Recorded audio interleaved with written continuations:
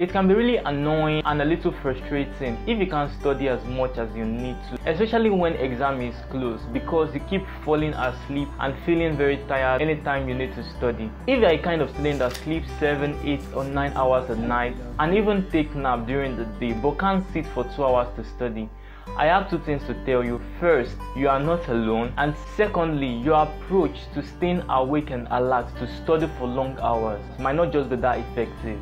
In today's video, I'm going to be sharing 12 tried and trusted hacks that will make you stay awake and alert to study for long hours.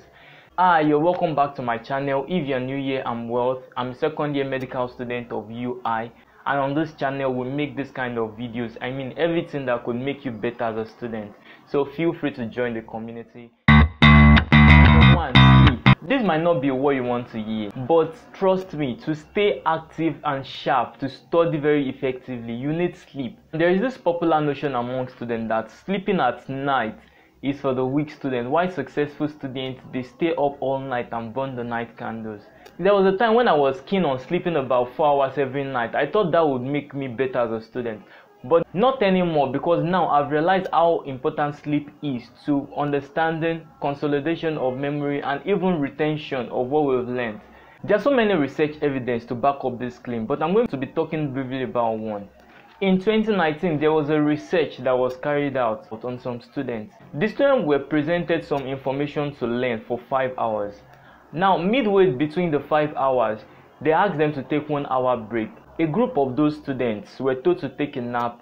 Another group were told to keep cramming the information during the break time, while the third group of students were asked to watch TV. 20 minutes after the studies, they were tested on the material. The students that were cramming during the break and the one that took a nap, they did better than the one that went to watch TV. And after a week, it is only the students that took a nap in between that were able to recall most information at the end of 1 week. This is one out of so many experiments that has been done to know the effect of sleep on learning. So sleep is very, very important to learning. But is this a ticket for you to oversleep? No. Oversleeping is as well as counterproductive as not sleeping enough. What you need to do is to sleep the right amount of time. And now, what is the right amount of time? The amount of sleep each person needs varies. According to WebMD, it is recommended that people of our age should sleep about 7 to 9 hours a day. But to be frank with you, I cannot get 7 hours sleep considering the demanding nature of medical school. But I try to get at least 6 hours of sleep every night, because I know sleep is very, very important. I would rather remove anything possible to help me get that amount of sleep. You have time to sleep. You are just not pay attention to what you spend your time doing. There are some things that are so not relevant to you that you could remove. You could cut your chatting hours, like the time you spend on social media. You could cut it to half and sleep a little longer than you normally sleep. If you sleep well, you are going to be able to study actively and alert. I know this first one might not be something you really want to hear, but this is very, very important. And if you don't have good sleep within 24 hours, there is no other tip that works. So the first thing you need to do is have a good sleeping habit. Then after sleeping well, you know that during your day, you have to study actively. Now that takes us to the second tip. The second thing is to set your environment right. Environmental cues and stimulus is constantly affecting our mood and our behavior, even if you are not consciously aware of that. Okay, let me give you this quick example. You want to take a bite of your favorite snack, let's say chicken. Before you put the food into your mouth is already wet. And this is just because of the smell, the sight, and you know you want to put the food in your mouth. The production of the saliva is not conscious. You are not producing it because you want to, but your brain is preparing you for that food you are going to eat.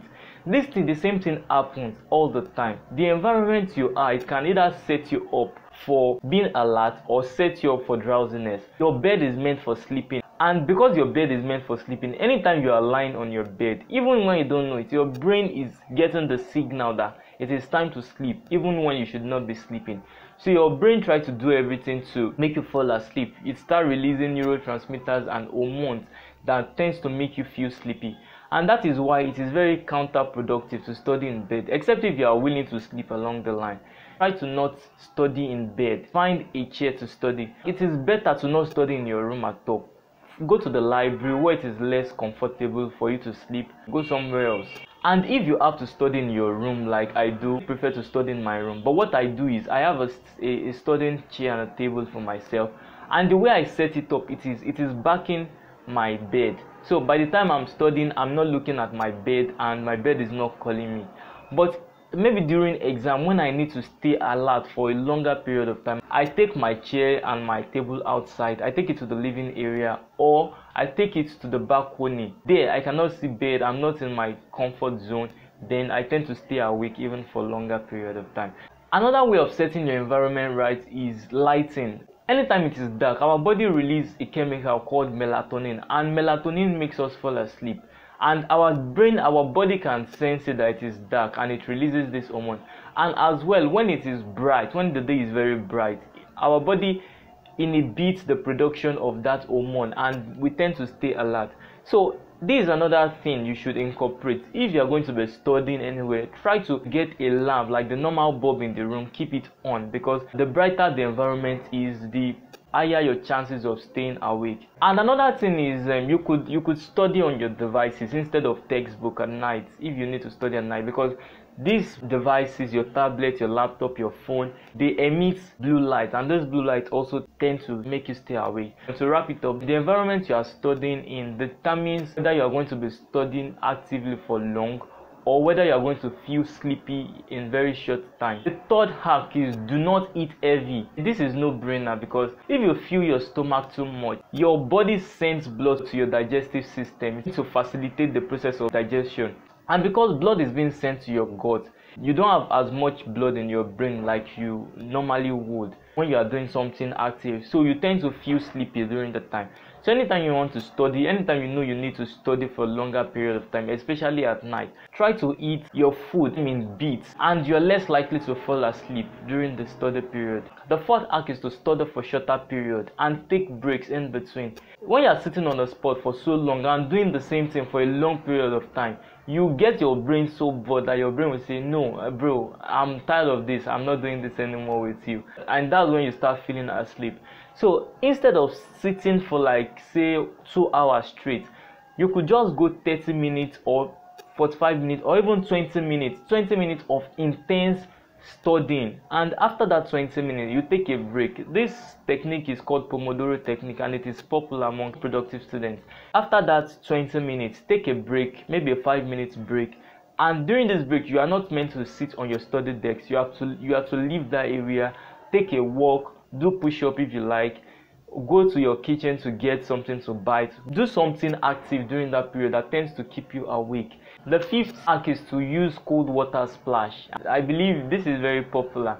When you are feeling very sleepy, especially at night, and you need to, this will keep you awake for a little longer though. You could just go to get some cold water and splash it on your face, or wash your face with the water, and for a little while you are going to feel awake. Now the sixth hack, which is like by far very important, is study actively. Besides keeping you awake, active studying is just like the best thing to do. I think it's better to not even study than to study for so long and eventually at the end of the day you've gotten nothing. And passive studying is like a recipe. It's actually the best recipe to fall asleep. Just reading through the book is not studying. Reading and studying, they are not the same thing. But instead you should study actively. As you are studying, be thinking of what you are really studying. Be thinking, okay, what have I just read? What does this mean? Try to relate it to things you've studied before. Another very good thing to do to stay awake is to ask yourself questions out loud and answer yourself out loud. But make sure you are doing this where you are not disturbing others, because if you are doing it in the library and you are speaking so loud, you are going to disturb others. So don't do that. And another way to do it is to write questions on the book and try to answer them, or try to practice questions.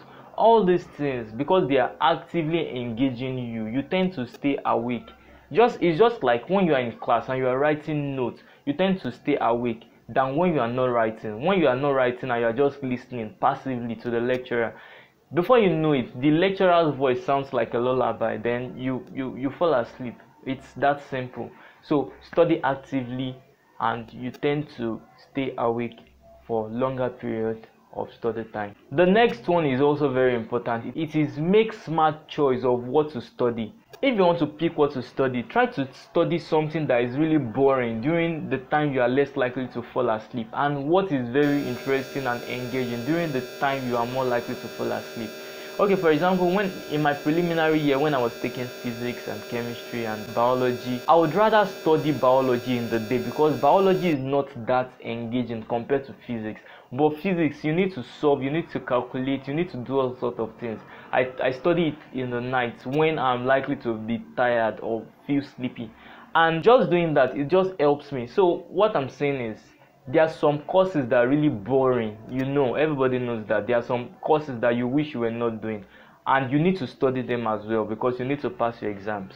So this kind of topics, you should study them maybe after you got out of bed in the morning, because by the time you finish sleeping, you definitely won't sleep again just after waking up from like a good sleep. So that period, you could study those boring or not engaging subjects. And when it is going to be dark, when you'll be tired at night, you could study the more engaging topic or subject. Hack number 8 is to take a power nap. If all of the previous tip has not worked, you try to do water splash, it's not working, you took walk, you did push up, you went to the gym to lift weight, and you are still feeling really drowsy. Yeah, it happens sometimes, in fact many times, that you just won't be able to study anymore because you are feeling really sleepy. The words will start disappearing from your book. At this point, you should take a power nap. A power nap is lasting between 30 to 30 minutes, and this is because our sleep are in stages. So if you exit that 30 minutes period, you could wake up feeling really tired. So try to tailor your nap to 20 to 30 minutes, and after taking that nap, by the time you wake up, you will feel at least refreshed and you can keep on studying. The ninth hack is to study with friends. There is even something called head psychology, because if you see your friends staying awake when you are feeling asleep, you tend to also stay awake. But if your friends start to sleep, then you tend to sleep as well. So make sure you go out with friends, study with friends who are likely to stay awake. Just seeing them stay awake is going to also help you stay awake too. And another thing is, during group studying, there's always interaction, but make sure you're not misusing group studying. You could go for a group study and you are just going to waste your time because you will end up chatting all through the night. Avoid that. The 10th hack is to stay hydrated, because your brain needs water to thrive. When you don't have enough water, your body is just going to feel tired and you tend to sleep. So try to stay hydrated. The 11th hack is to take some caffeinated drink, and too much of caffeinated drink can be really disastrous. Don't misuse or don't abuse coffee or soda or whatever it is. I'm actually not a fan of coffee. Every other tips I've been sharing with you, it helped me stay awake, then there's no need for coffee. And the last tip is to jam some music. And this one is also two-sided, because listening to music can be distracting. Actually, it reduces the efficiency of your studying. But some people find listening to music at night or during their study period, they find it helpful too. And also, it also depends on the kind of music you are listening to. And that's all for today's video. If you found this video helpful, please give it a like and click on the notification button if you've not done that. So if you think any of your friends will find this video helpful as well, please share this video with them. Thank you for watching. I will see you in the next video.